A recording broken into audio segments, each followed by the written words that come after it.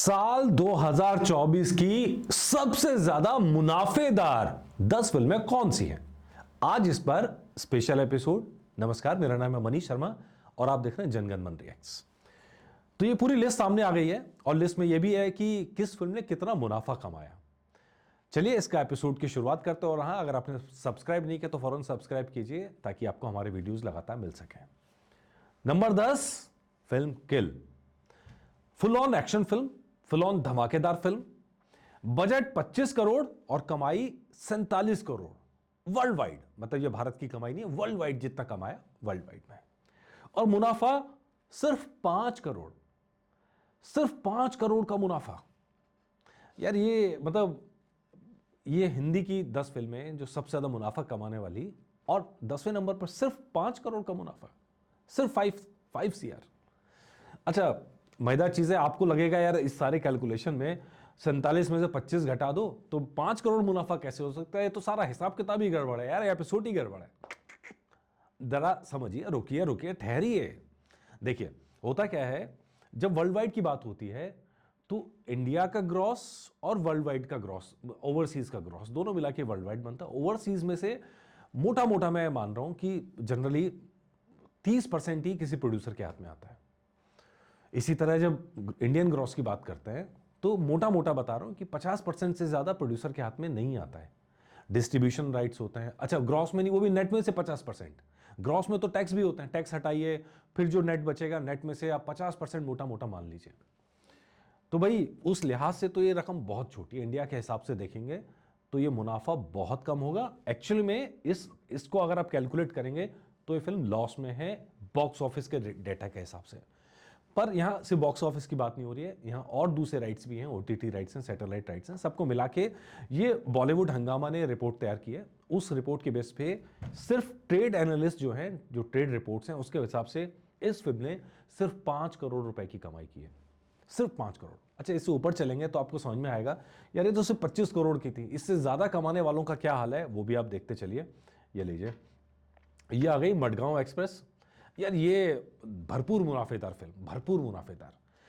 मैं एक छोटी सी चीज यहां जोड़ दूं, हम जनगण मन मीटर लाए हैं, वो आपने देखे एपिसोड्स हमारे। जनगण मन मीटर इसी चीज को दिखाता है कि आज के टाइम में कमाई सिर्फ बॉक्स ऑफिस की नहीं रह गई है, उसमें डिजिटल राइट्स भी होते हैं, सैटेलाइट राइट्स भी होते हैं, नॉन थ्रेटिकल राइट्स भी होते हैं, प्रोड्यूसर का मुनाफा हमें सबको मिला के कैलकुलेट करना चाहिए। उस हिसाब से मुझे ठीक लगा, इसलिए मैं आपको सामने डाटा लाया हूं। मडगांव एक्सप्रेस बजट 30 करोड़ का, वर्ल्ड वाइड में 49 करोड़। इसके हिसाब से ये फिल्म फ्लॉप है, लेकिन अगर प्रोड्यूसर को मुनाफा दें तो ये फिल्म 15 करोड़ रुपए कमा के देखी गई है। प्रोड्यूसर के लिए जबरदस्त फिल्म इस हिसाब से देखेंगे। 30 करोड़ लगाए, 15 करोड़ कमा लिया यार, इससे अच्छी फिल्म और क्या हो सकती है? आप जब ऊपर बढ़ेंगे तो आपको लगेगा कि यार हाँ बात सही है। श्रीकांत, ठीक है जी, 40 करोड़ का बजट, 63 करोड़ की वर्ल्ड वाइड में बॉक्स ऑफिस से कमाई, लेकिन कुल मिलाकर फिल्म 20 करोड़ प्रोड्यूसर को देखे गई। तो प्रोड्यूसर को देखे गई तो भैया तो 40 करोड़ लगा के 20 करोड़ कमा लिए, कोई छोटी बात है। और फिल्म का मतलब इतनी बड़ी ऐसा भी नहीं थी कि बहुत हाइप थी, बहुत ज़्यादा चर्चा थी, लेकिन अपना अभिनय और छोटे बजट की फिल्म ने बड़ा धमाल यहां दिखाया। इसके ऊपर चलते हैं, आर्टिकल 370, बजट 35 करोड़, कमाई 110 करोड़ वर्ल्ड वाइड के अंदर, और मुनाफा 25 करोड़। ये इस लिस्ट के अंदर 7वें नंबर पर है। 25 करोड़ की कमाई, 35 करोड़ लगा के, यार ये रिटर्न अच्छा खासा है, अच्छा खासा रिटर्न है। लेकिन ऊपर की फिल्में क्या, इस आरओआई जिसको कहते हैं, रिटर्न ऑन इन्वेस्टमेंट, उसमें कितना कहां तक पहुंचती है वो भी चर्चा करते चलते हैं। नंबर 6 पर कौन सी फिल्म है वो देखते हैं।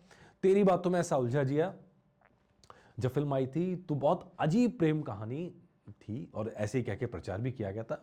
रॉबर्ट और इंसान की लव स्टोरी और हेट स्टोरी में बदली एंड ऑल दैट सब मिला के 75 करोड़ में फिल्म बनाई थी।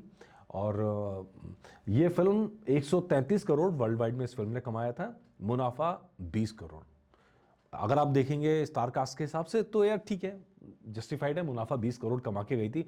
बॉक्स ऑफिस पर बहुत बड़ा धमाका तो नहीं किया था, लेकिन हाँ प्रोड्यूसर लॉस में नहीं था। इसके अलावा चलेंगे क्रू। क्रू फिल्म जो आई थी ये नंबर 5 पर है। 70 करोड़ का बजट, 157 करोड़ वर्ल्ड वाइड में कमाए, 25 करोड़ की इसने कमाई की। तो मतलब 70 पे 25 करोड़ की कमाई, ये इंटरेस्टिंग। इससे ऊपर चलते हैं, कौन सी फिल्म है? शैतान। अजय देवगन की शैतान और आर माधवन की शैतान। नंबर 4 पर यह है, बजट 90 करोड़ का बजट था।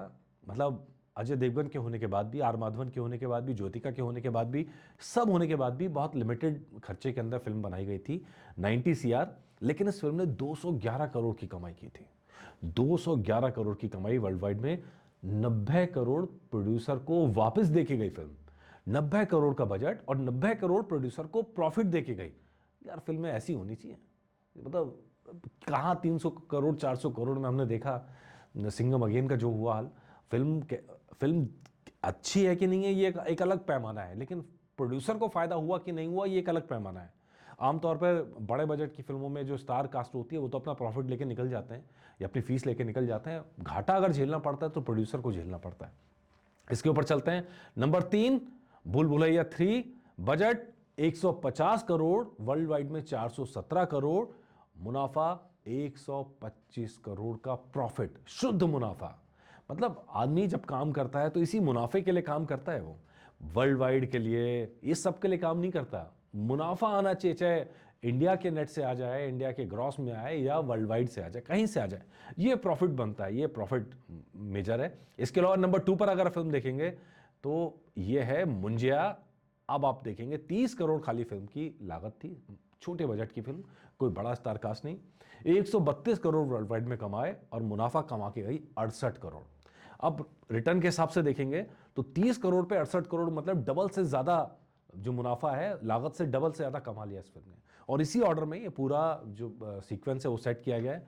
इसके ऊपर चलते हैं। नंबर 1 पर आप सही समझे, स्त्री 2, मात्र 105 करोड़ की ये फिल्म बनाई गई थी। अगेन बड़े बड़े सितारे इसमें शामिल नहीं किए गए, तो फीस लिमिट में थी, बजट लिमिट में था, लेकिन कमाई अनलिमिटेड थी।